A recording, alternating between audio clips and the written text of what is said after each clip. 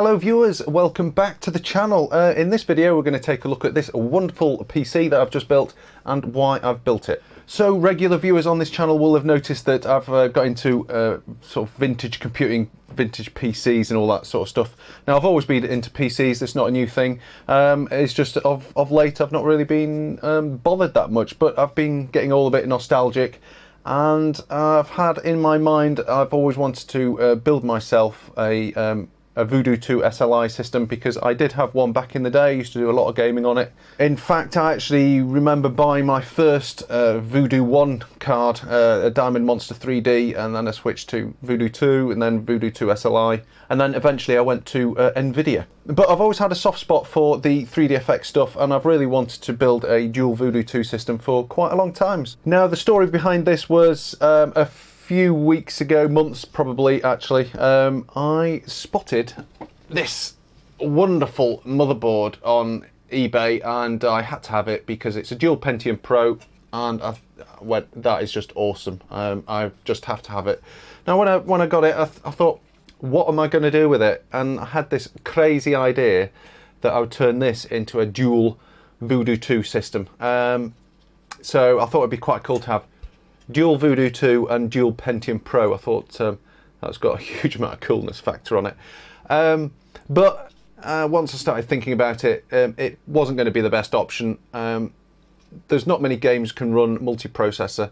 I'd be using Windows 2000 as well, so that's going to restrict things as well. A lot of games, you want to run them under Windows 98 really. So that kind of really wasn't going to work as cool as it is. So I put that to one side, and I remembered that a while ago I used to have a dual Pentium 3 system, and the processors were still knocking around in the lab.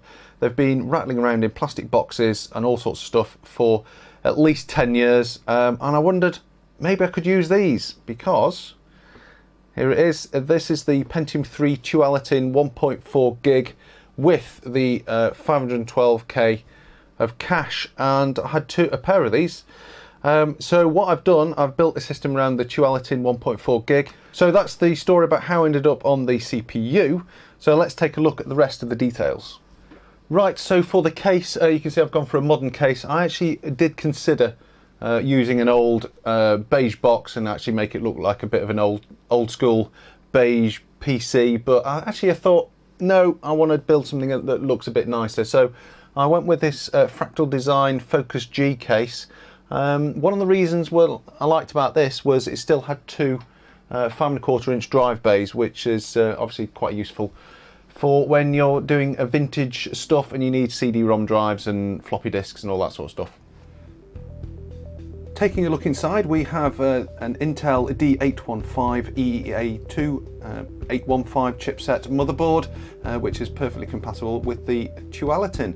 And next to the CPU we have 256 megabytes of PC133 RAM, which is more than adequate for Windows 98. And we can also see here the IDE connections. I am using a SanDisk Extreme 32GB compact flash card, which provides plenty of speed. I get about 60 to 70 megabytes a second in Windows 98, which is brilliant.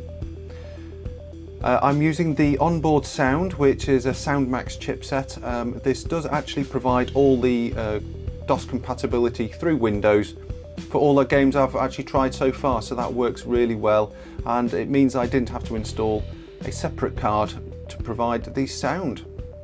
The AGP video card is an ASUS V7700 Deluxe, which is a GeForce 2 GTS card.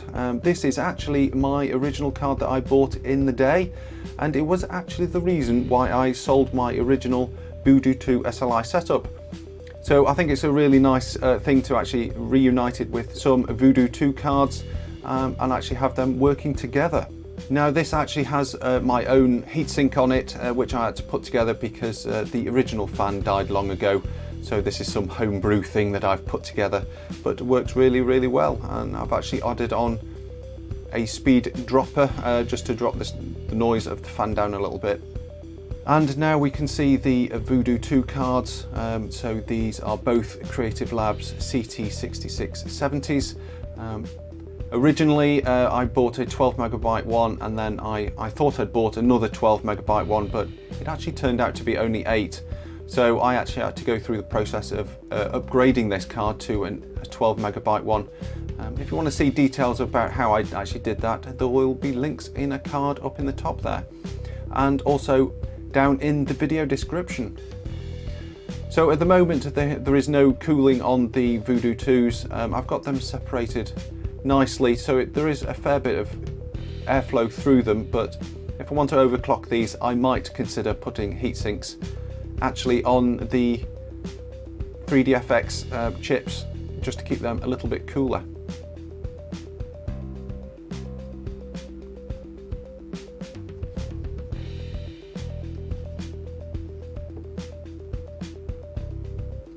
Here we can see the 8 chips that I soldered on the back of that 8 megabyte card. And finally, in the base we have a Thermaltake 430 watt power supply, which is more than adequate for this system. I've done a little bit of cable management up in the top with the CD-ROM drive and the floppy drive. I've made my own round cables with just single ends, so there's no excess wires and cable dangling everywhere, getting in the way of everything. So I think that looks a really neat solution.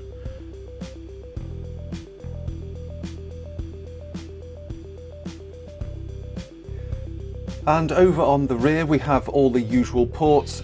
We've got PS2 mouse and keyboard, USB, serial port and video port. That is the onboard video, which I'm not using in this case because I have the GeForce card. There's 10100 network built onto the motherboard, and we have the sound ports as well, as I mentioned earlier. And here we can see the back of the ASUS V7700 Deluxe.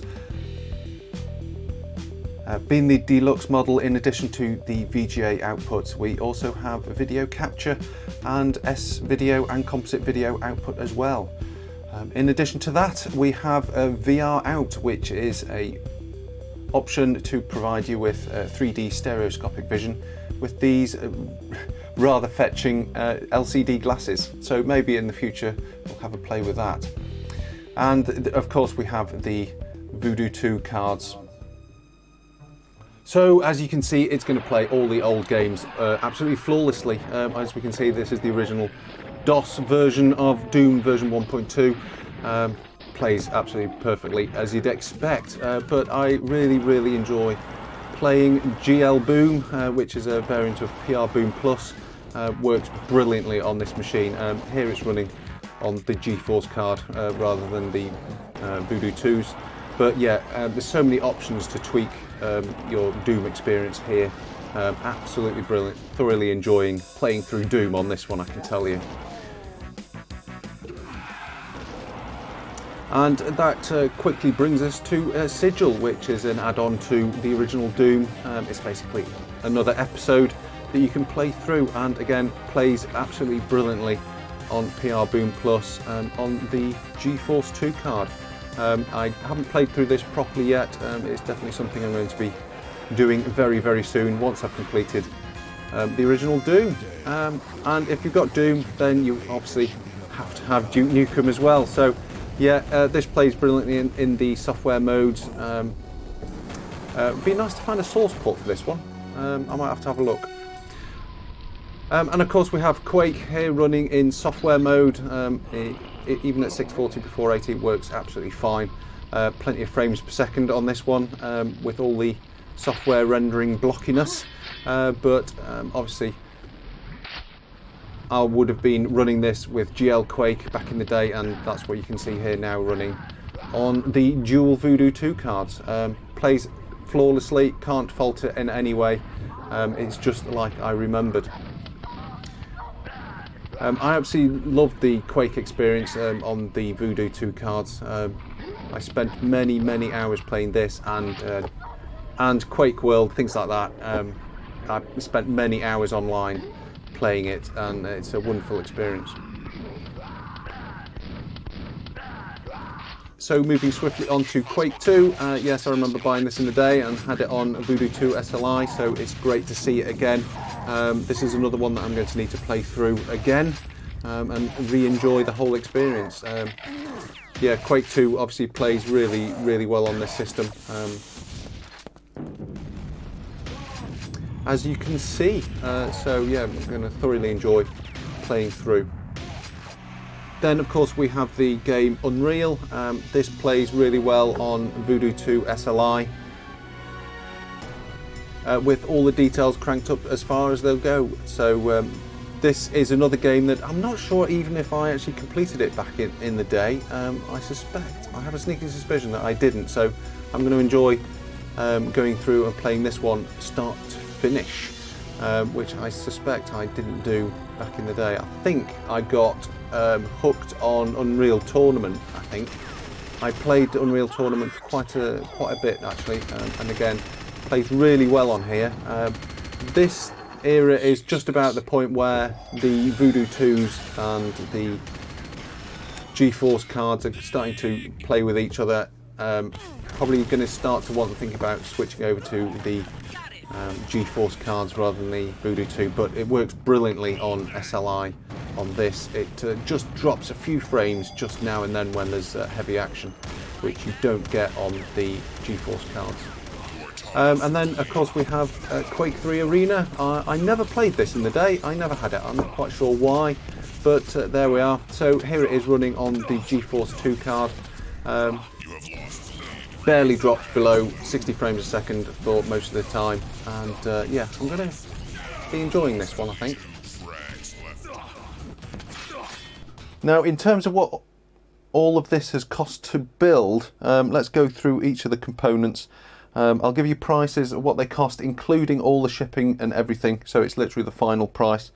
So the power supply that came second-hand off eBay, that was £21. The case that came from eBay again, that was £63. We had a drive bay for the 3.5-inch floppy drive, that was £6. The 2 sticks of RAM were eBay again, £17 for the 2 sticks. The motherboard was £30. Again, that was eBay. I think that one came from the Ukraine, I think. The Voodoo 2s, I think one came from Eastern Europe somewhere, and I think the other one did as well, actually. But the 2 of those from eBay, including what I had to spend to upgrade this to the 12 megabyte version, they came to £202 for those 2. So yes, a significant cost was buying the Voodoo 2 cards, but they all do seem to go for around about £100 a time. You can sometimes pick them up cheaper than that, but I would say the average is around about £85 to £100. The compact flash card, that was £25, that was brand new from Amazon. And then there was also a few miscellaneous things, little cable adapters and things that I bought, the IDE to compact flash adapter, things like that. That was about £10. And that covers all of the stuff that I actually spent. Now, in addition to that, there was also the floppy drive, the DVD, the GeForce 2 card, and the CPU and the cooler, which I had already, so those aren't accounted for in the cost. So if we add up all the bits that I've spent, it comes to £374. So not an insignificant amount of money, it has to be said, for what is an old PC, but I think part of this is just about the enjoyment of actually playing something on vintage hardware. Sure, I can play all of these games on a modern PC, and I can actually play them better than what's on here, but for some reason there's something different about playing it on vintage hardware. I just love it, and it's brilliant, and I've got no qualms about spending the money. So in terms of the future there, I'm certainly want to give these another try. I remember using these back in the day when I had a CRT. Now, I'm not quite sure how these are going to work on a LCD. They might not work at all, or they might be a bit of a pain. So I might give that a try and just see what it's like. As for other upgrades, the GeForce 2 is actually a candidate for an upgrade, to be honest. You could go to like a GeForce 3 or a GeForce 4. That would be quite a significant upgrade over that, but I actually kind of like it in here because it's my original GeForce 2 card, so I actually kind of like it, to be honest. So I'd like to close out by thanking all my patrons for their support. Thank you very, very much. If you'd like to be a patron, help support the channel, there's links in the video description. Thanks for watching, everybody. I hope you enjoyed this one, and if you did, give it a thumbs up, and comments are always welcome in the comment section. Thanks very much, and I'll see you on the next video. Bye for now.